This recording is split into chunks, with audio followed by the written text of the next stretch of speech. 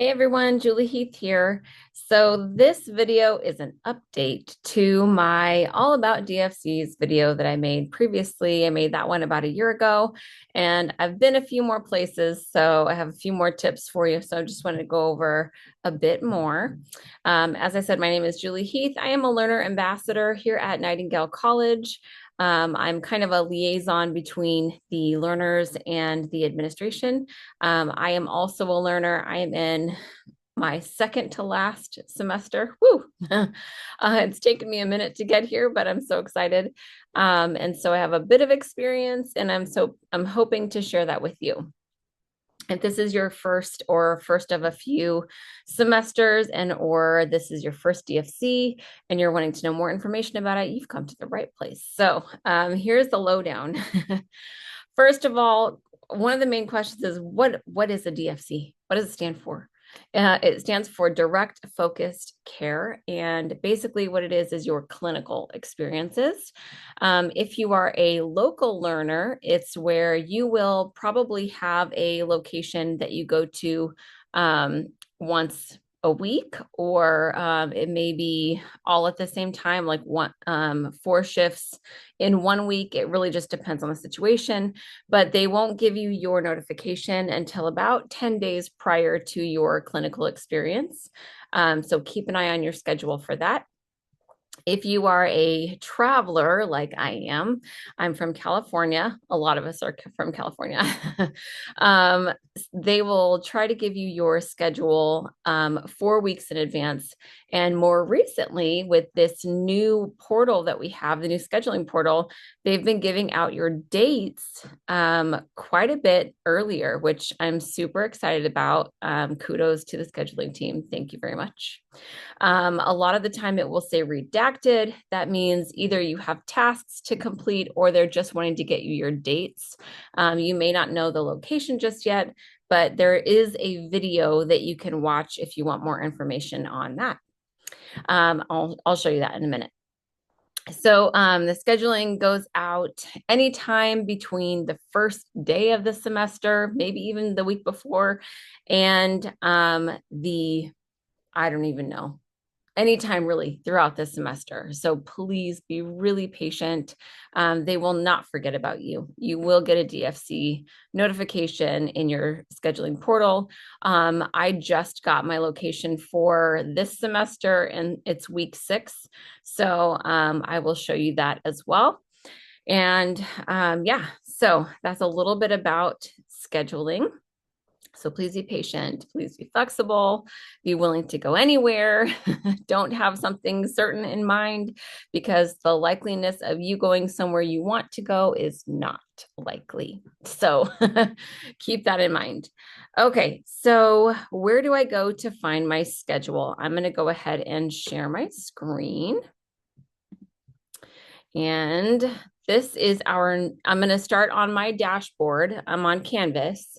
So I'm going to go to the ELO, the Experiential Learning Orientation module, and then I'm going to go to Learner Badges and EL Portal Tutorials, because that's where it's housed. Or you could just go elportal .nightingale.edu. I think that's what it is, something like that. Oh, here it is right here. elportal.nightingale.edu. I was right. So that's the link to get to the scheduling portal. But these are the EL Portal instructional videos, because this portal is new to all of us this semester. And they will continue to put new videos up as things progress, because I know that they're trying to get more information on the scheduling portal. So for like IP and for other things. So keep an eye on that as well. So like if you wanted to change your address, or if you're wanting to know more information about the compliancy or tasks that you have to complete for DFC, watch this video. If your schedule says redacted, watch these videos. It will definitely help explain all of that and what you need to do. Okay. And then, like I said, these are some tutorials to come. Your practicum placements, those are IPs, your credentialing and information center. So keep an eye out for those. Okay, so I'm going to go into the EL portal. So this is where your information is housed. This is where you can go and change your address. If I wanted to update my address, I would go update learner kit. This here is just to update your address for the learner kit. Please keep that in mind. To update your address completely in the system, you would have to talk to the registrar's office, I believe. Okay, so that is that. I'm going to go to my DFC. And initially, when I clicked on my DFC, I did not see this. I did not see MKS, blah, blah, blah, Stony Brook. I didn't see any of that. I just saw March 10th, 11th, 13th, and 14th. Those are the dates of my DFC. It said redacted here, and it said redacted here. Okay. When you see redacted, you would click on it, and then it would show you, it would open up to another page that says tasks, and it will have however many tasks that you have to complete. Like I said, go back and watch that video on the EL portal dashboard page, because then that will give you a lot more information on what it's talking about as far as redacted is concerned. Okay. So this is my DFC rotation. I'm going to go ahead and click on it, and it's going to give me more information as far as my faculty that's going to be there, any other notes that I need to be aware of, things like that. Sometimes it will put like site information, like go around to this door, or, things like that you have to be aware of. So keep an eye on that. Read all the notes. Okay. So that's the information for my, these are the tasks that I was talking about. Previously, before I was given my full information for the location, it only said tasks, and it didn't even have these at first. It was blank. So you just be patient, and either if time went by and it still just said tasks. So I reached out to schedule support at nightingale.edu, and they basically said you have 3 tasks to complete, but I wasn't seeing it. So finally it populated, and I was able to upload my attachments for these. I basically went into Complio and copy and pasted because I don't know why that is the way it is, but it is. So I just uploaded my background check that was already in Complio into there, and my flu shot and my PPD. That's all that was required. If you are going to a hospital, which I am not this semester, unfortunately, I'm going to a health and rehab center. If you're going to a hospital, they may have more information for you to fill out, or like an orientation module that you have to complete. So please keep that in mind as well. And there will be a due date for it. Like this one's due. They were due the 14th, which has not happened yet. So happy Valentine's Day to me, right? Anyway, so this is the information. Okay. So first things first. When I find out my clinical dates, you have to go ahead and ask off work. If you are working, ask off for those dates. Your dates are secured, okay? Your dates will 99% of the time will not change. Okay, maybe like 95% of the time will not change, okay? If you are concerned about your dates changing, reach out to schedule support at nightingale.edu. They will verify, yes, those are your dates. Go ahead and ask off time off work or whatever you need to do, okay? So I find out my dates. I found out my dates like 2 weeks ago, I think. So it's been a minute since I've known when I was going, but I just got my wear last night. So the first thing that I did was I took this information and I went to Facebook and I said, there's, let's see, where did I go? I did DFC experiences. I did, or Nightingale DFC experiences. I did on the California one. There's a Nightingale College, California, something or other. There's a lot of different groups on Facebook. So you can go in, post your dates on there. Please do not just post a picture because people can't search for pictures. So post, if you're looking for people that are going to your same DFC, you want to post, hey, I'm going to Stony Brook Health and Rehab on March 10th through the 14th. Is anybody else going? That's how you find your people, okay? That's how you start, at least, finding your people. So I did that. And then from there, I found 3 other gals so far. You typically have 7 or 8 of students that go with you to your same DFC location. So it's very good if you find your team before you go and kind of chit chat ahead of time. I highly, highly, highly recommend sharing cost and sharing an Airbnb, share a car. Obviously, you can't share a flight, but share an Airbnb and a car with several of the other people. It will drive down costs so much. It'll make it a lot more affordable for you. So my first DFC, I went to Colorado Springs. My second one, I went to Sarasota, Florida. My third one, I went to Erie, Pennsylvania. My last one, I went to Woodstock, Virginia. And now this one, I'm going to Manhattan, Kansas. So 5 different states, which some people are like, are you kidding me? Why can't you just go the same one? I am happy about that. So there are people crazy enough like me that are happy to travel to different states. And I have a water bottle. Oh, I have it. Stand by. I have a water bottle that I started collecting. This is my little nursing school water bottle. So I have a sticker from each state that I visited, and now I can put Kansas on this one. So I'm excited about that. It's a little souvenir for me for nursing school. So I got my location.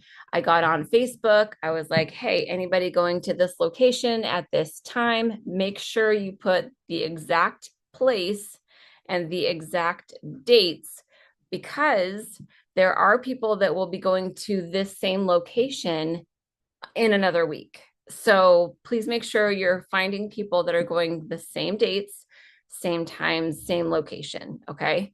So keep that in mind. So I found other people going with me, and we started researching flights and Airbnbs and cars. And so I went ahead and booked my flight because I already know these dates are secured. I already reached out to schedule support, and I verified these are my dates. This is my location. Now, the only thing that can happen, I'm going to stop sharing because that's it for this. You don't need to see anything else. Okay. So the chances of you not or having changes at your DFC are not very likely. Okay. Can there be changes? Yes, of course there can be changes. There can be changes at any point in time. But so you have to be flexible. But with DFCs, they do their best to make sure that the location is secured, the time frame is secured, the professor is secured, all the information is in place, your credentialing is secured. They try to do everything ahead of time to make sure that you are good to go. Okay. So they are working tirelessly on your behalf to make sure everything is set. Okay. That said, hurricanes happen, fires happen, tornadoes happen, and sickness happens. So please keep that in mind. Things that are out of our control can happen as well. Case in point, one of my friends who was just at her DFC, she texted me and was like, hey, or she Marco Polo'd me and she was like, are you wondering why I'm at my hotel right now? Her professor had gotten sick. And so they had to do what's called a virtual DFC, which is when something comes up, the professor is not able to make it into the location, and you have other things to do, other assignments to do, or you will meet virtually throughout the day. You'll do check-ins, you'll do something along the lines of healthcare, obviously. So be prepared for that kind of stuff too. Okay, so things happen. Okay. I already said when you get your DFC. When you would get your DFC, day 1 to week 12, really. If you have not gotten your DFC notification either in the scheduling portal or through your Outlook email by week 12, then I would say maybe reach out. You can reach out to schedule support at nightingale.edu and say, hey, hi, remember me?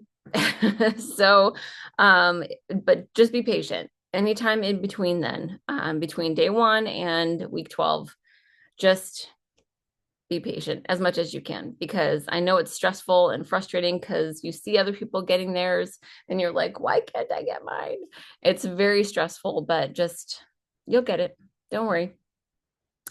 Okay, what happens if I miss a DFC day?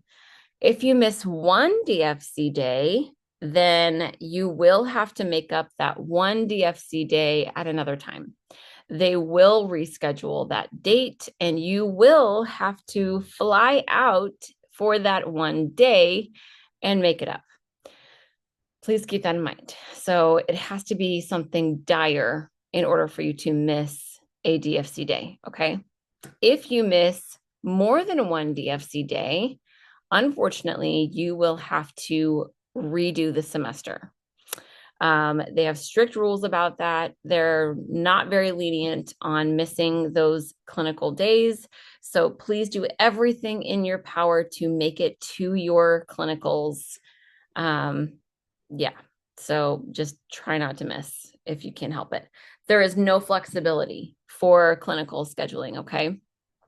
On that note, there is what they call a pre-semester variance form. A pre-semester variance form is open the last 3 weeks of the semester.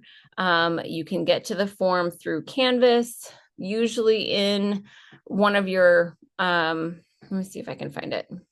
It's not open right now, but I can definitely try to show you where to go. So hang in there with me. I'll try to find it. Okay, so right now I'm going back to my dashboard. Actually, I think you can just go into any of your classes because there's learner forms. There should be learner forms in all of your classes. So on the left-hand side over here, you would go to learner forms, and then it'll give you a bunch of different options for learner forms. There it is right there, pre-semester variance. I'm not going to go into it because it's just going to tell me this form is closed. But that's where you would go to open the form, okay? So this form is going to ask you which 5 days, and you have to list each day. You can't just say the 4th to the 8th. You can't just say, you know, whatever. You have to put each day that you are wanting to not be at a DFC and give a reason why for that day. So say, for example, my cousin is getting married March 10th. Guess what? I have a DFC that week. I can't go to her wedding. And so if I knew ahead of time, and I put in my pre-semester variance form, I cannot, so I put my first date was the 9th of March, the second date was the 10th of March, the third date was the 11th of March, so I could do like the day before and the day after and the day of type of situation and ask for those days off. I want you to keep in mind that this is a request. It is not by any means guaranteed that you will get those dates off. So don't go paying for plane tickets and hotel rooms for your cousin's wedding, because you may get a DFC that week and then you have to go.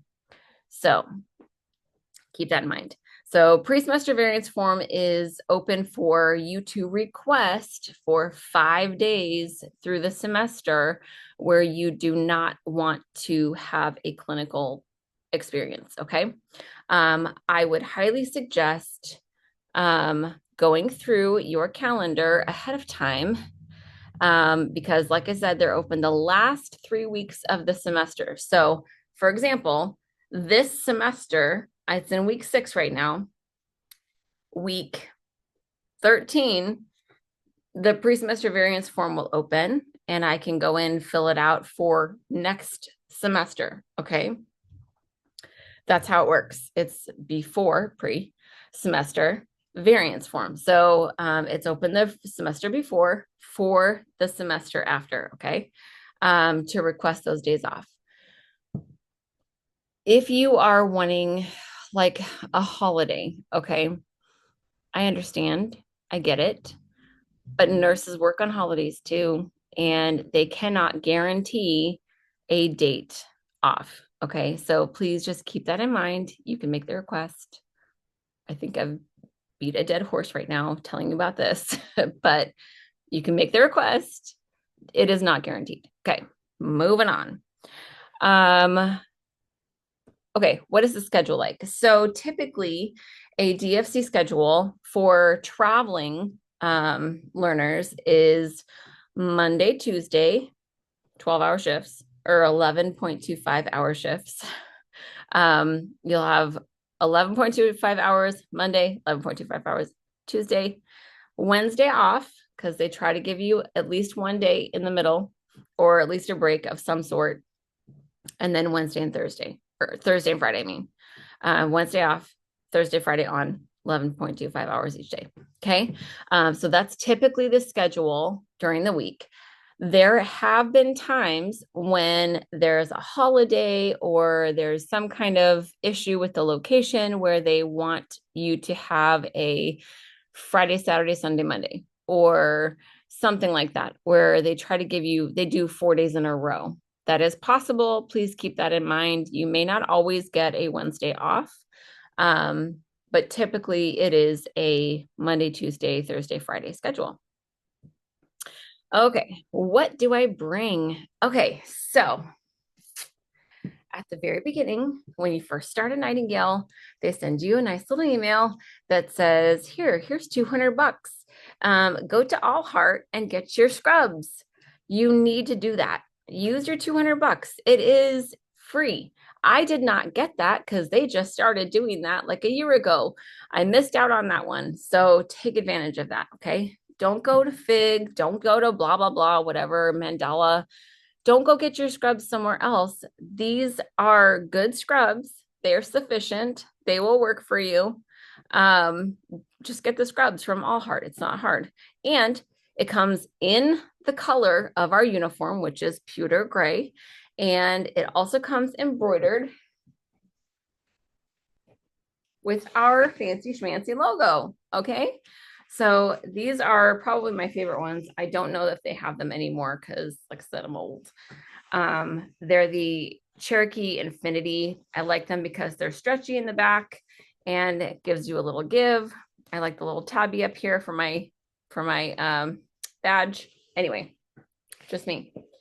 I also have the scrub jacket because yes, your professor may allow you to wear a gray hoodie, or not a hoodie, no hoods, a gray sweater or some kind of a jacket, black or white, but this is preferred. So I know that this is acceptable. So I went ahead and got my scrub jacket.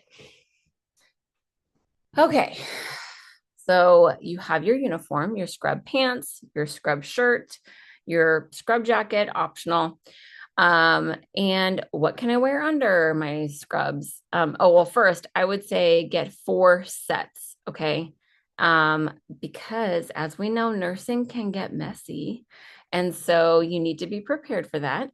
And you may or may not have a washer and dryer at your location. And so you need to be able to have clean scrubs. You probably will have a tub of some sort and access to cleaning supplies. So you might be able to wash it in the tub, but just in case. Okay. Get four sets. Okay. Under your scrubs, you can wear a white long sleeved or black or white short sleeved scrub shirts. Okay. I don't know if I have one available. Oh, no, I don't. Anyway, white long sleeve, and I would suggest not having them be dangly. They need to be somewhat fitted to your arms, so that you're not catching it on anything. So that's what they accept. Okay. White long sleeve or black or white short sleeve. Okay. I keep saying okay. Sorry. Anyway, that's the uniform. And obviously you want your badge as well. Make sure you have your badge. If you don't know where to go to get a badge, it's also near the scheduling portal. The information for badges is on that same page. So go there through your ELO. So go there. This is my badge. Make sure you don't lose it or get a couple of them, because that would suck if you have to order a badge. If you don't have your badge in time, talk to your professor, your instructor, not your professor for the course, your instructor for the DFC. Let them know, I don't have my badge yet. It's on order, or whatever the case may be. Same with your scrubs. If you don't have your scrubs yet, because it's your first DFC and you just ordered your scrubs, that sucks. But let your DFC professor know so that they are well aware of the situation before you get there. Okay. What else? Okay, things to bring. Obviously bring your computer. I'm going to bring my computer, my tablet. I'm going to bring obviously charging equipment because that's vital. I have a kit that I have. I was an EMT for a couple of years, and so this was very helpful for me then, but it's also helpful for me now because then I can just shove it in my bag. It's very helpful. I have my blood pressure cuff, my stethoscope, an O2 sensor.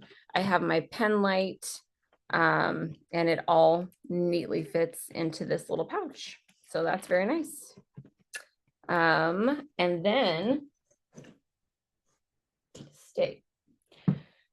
Then I'm going to bring this nifty little pouch that I just got, and I'm super excited to use because I was using this little guy as like a little pouch for the unit to put alcohol wipes and a pen. And so I'm not like having things fall out of my scrubs, but it's small. So I wanted to get something a little bit bigger.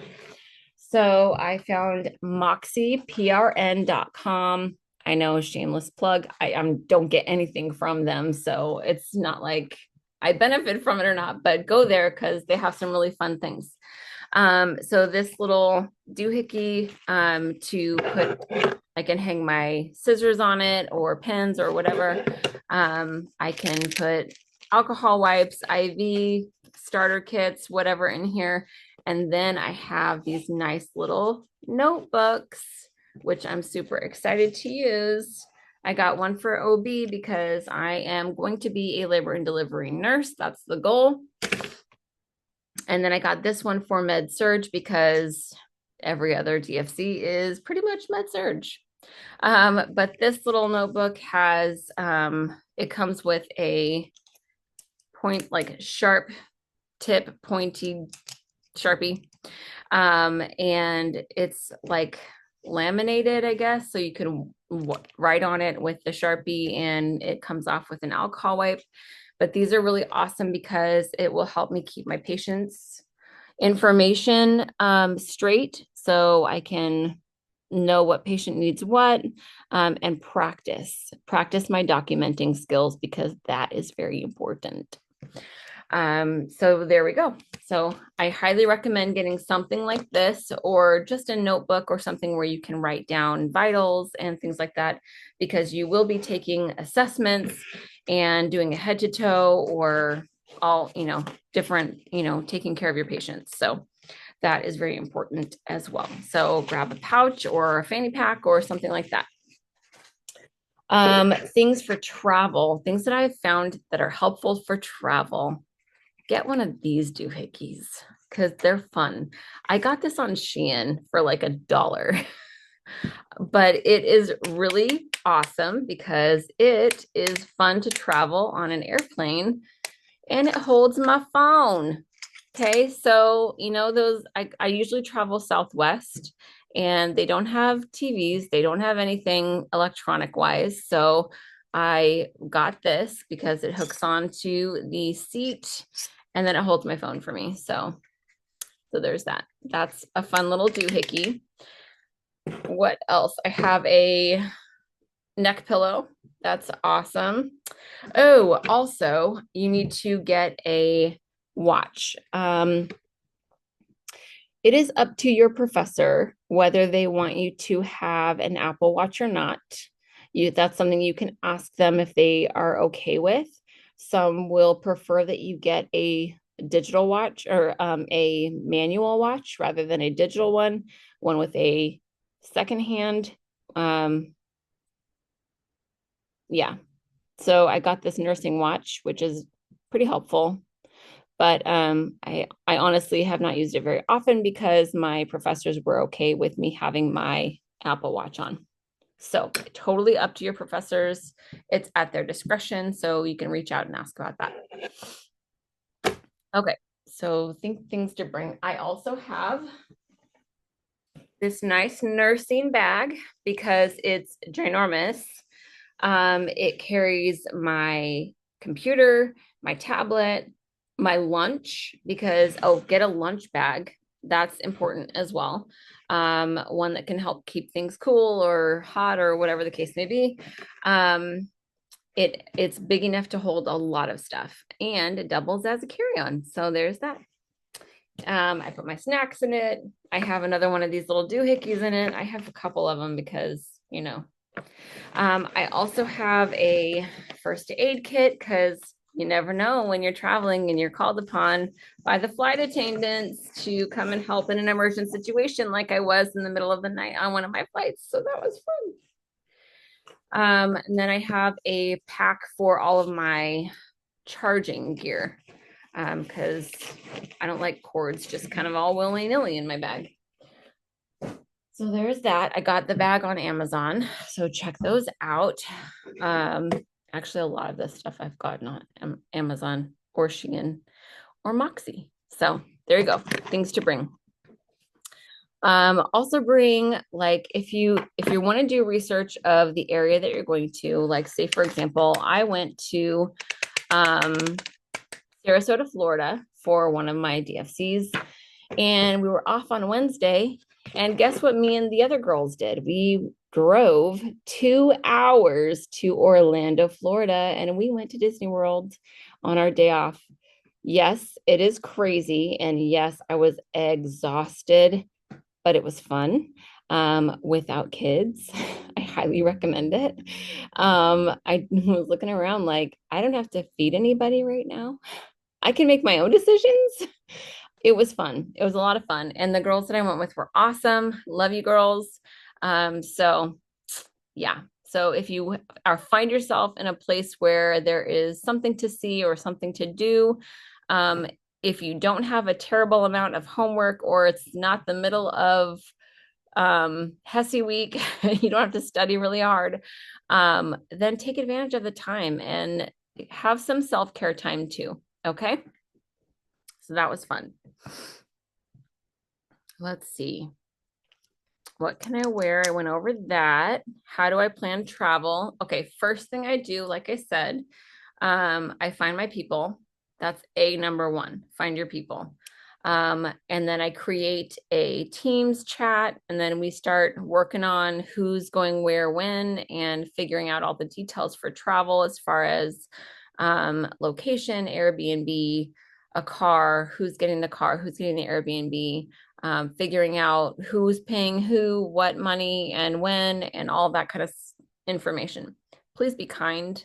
Please be considerate. If you are going to share an Airbnb, please keep in mind that it's not only about you, it's about them too, and everybody's opinion matters. And so you have to try your best to make everybody happy. It won't always work out, but just be kind and flexible. Then, so I usually travel Southwest because I have found that it is pretty much the cheapest for the best. That's what I've experienced. So, the hubby and I got a Southwest credit card, and it's been really good because we've been racking up those points. I was able to use points to pay for my entire trip one time already, so that was really nice. And then if you're an NSNA member, a National Student Nursing Association, National Student Nursing Association. Anyway, that if you are part of that, they also have some discounts. So reach out to the leadership there and ask what kind of discounts that they offer. They can get you hooked up with that. Same with our, why can't I think of it? Oh my gosh, our honor society. Why can't I think of it? Anyway, they also have some discounts as well. So I would wait maybe a day after you have found your DFC location.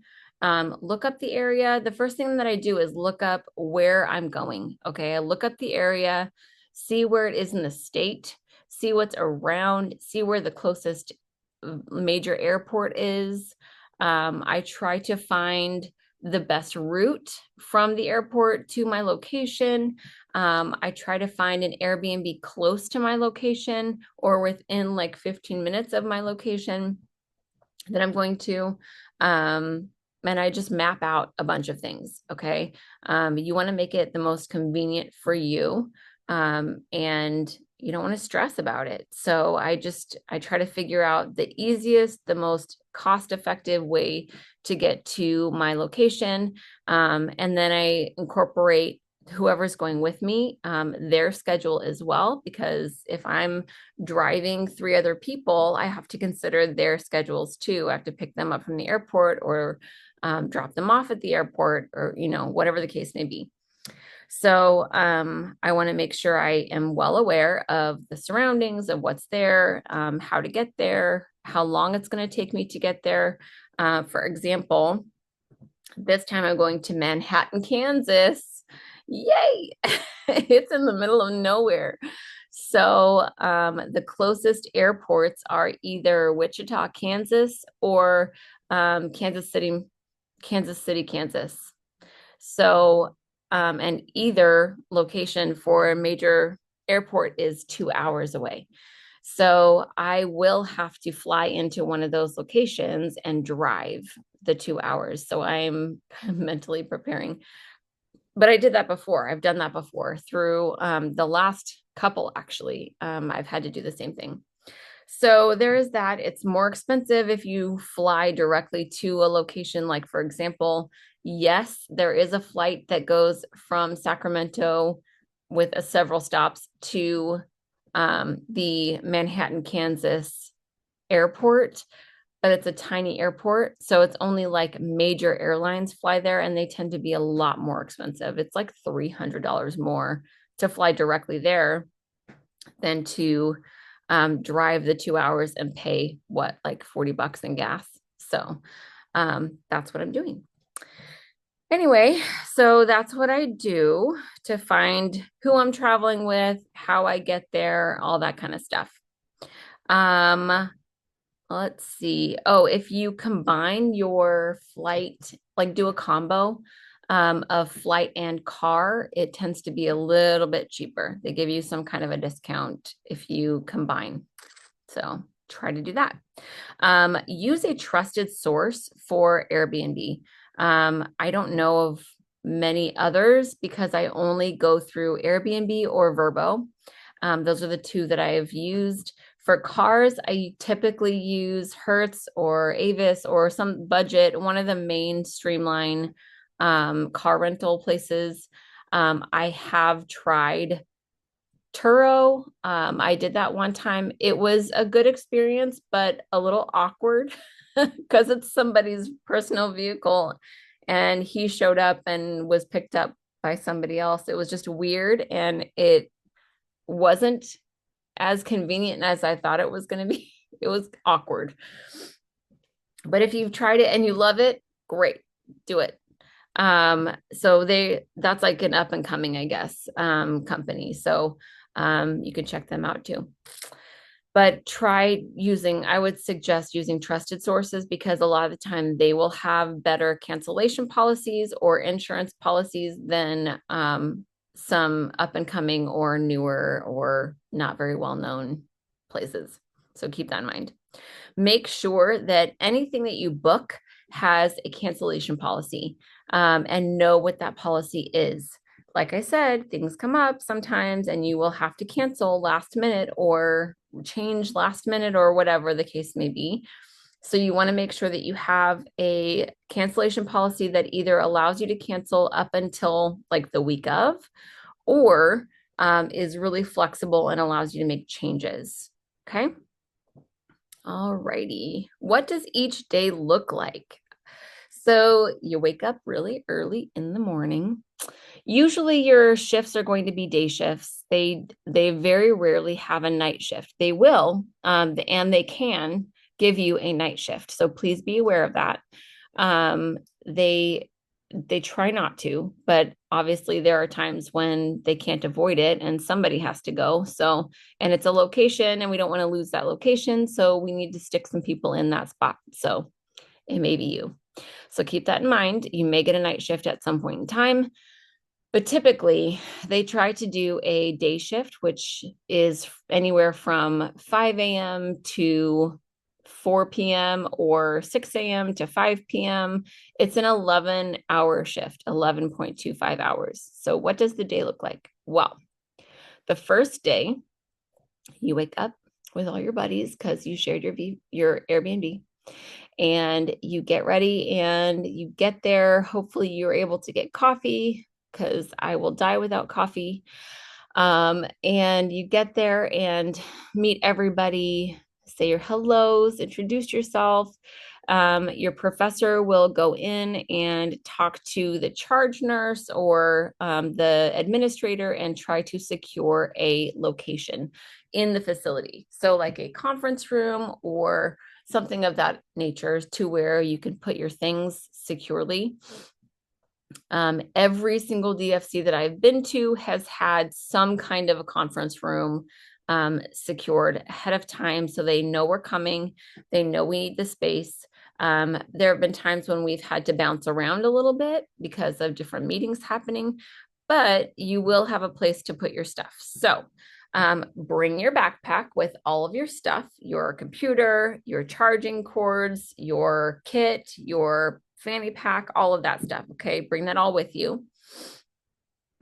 Your lunch, don't forget your lunch.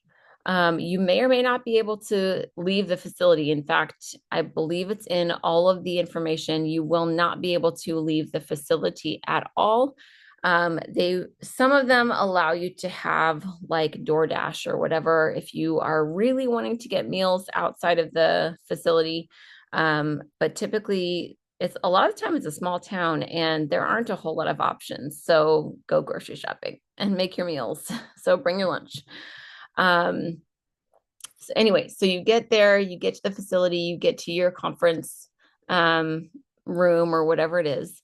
You sit down, introduce yourselves. Your professor will kind of go over their expectations. You will get an email from your professor a couple of days before your DFC starts. Don't expect to hear from them until like 3 days prior to the start of your DFC. So if your DFC starts on Monday, you will typically hear from your DFC professor the Friday before. So please keep that in mind. You can reach out to them because you know who they are beforehand. You can reach out to them on Teams, but they may or may not be like, I will send out the information 3 days before. Okay. So keep that in mind. But so your professor will go over their expectations and then they will hand out assignments. Typically, they'll assign you to either a wing of the facility or a nurse. Well, usually it's to a nurse or LVN, depending on the situation. And you'll just shadow that person for the rest of the day. You will have to choose a patient to go over to do a full SBAR on at some point in time. You'll follow their status,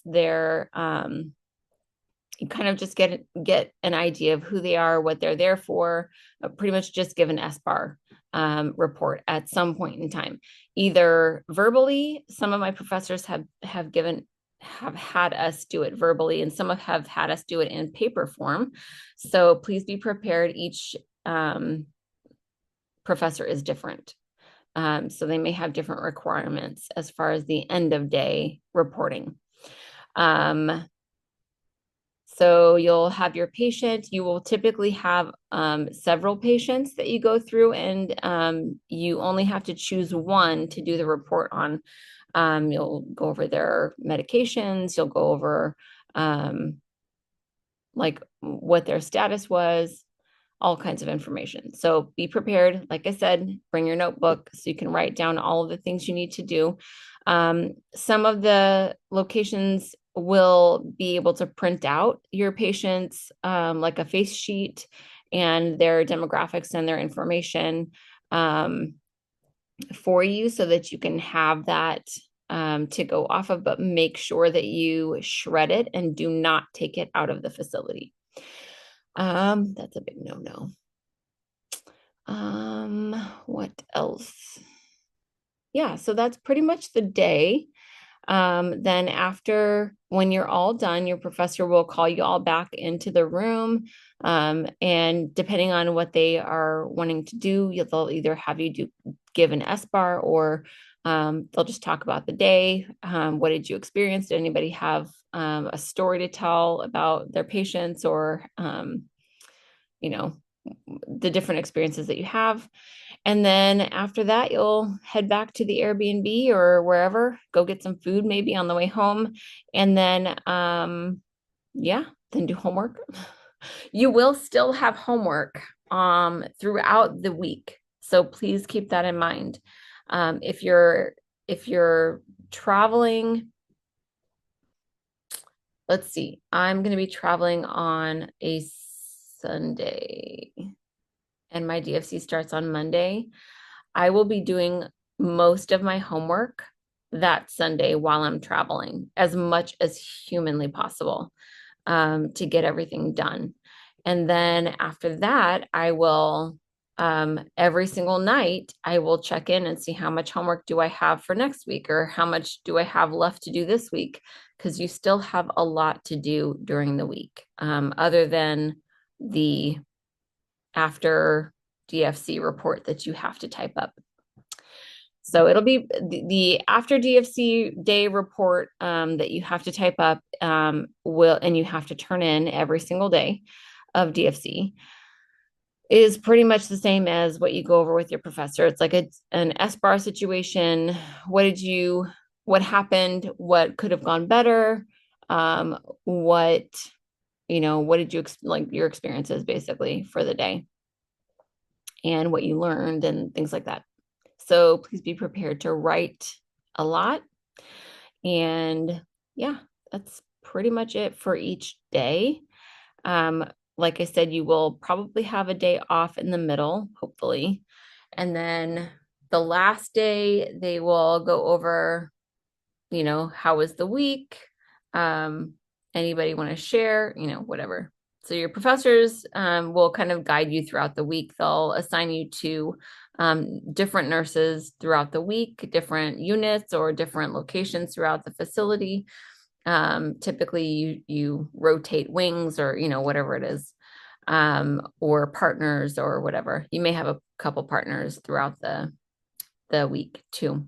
So That's it. And then you have to be really, really flexible and jump in and do whatever you need to do. Okay. Have a good attitude because that really does make it or break it for you.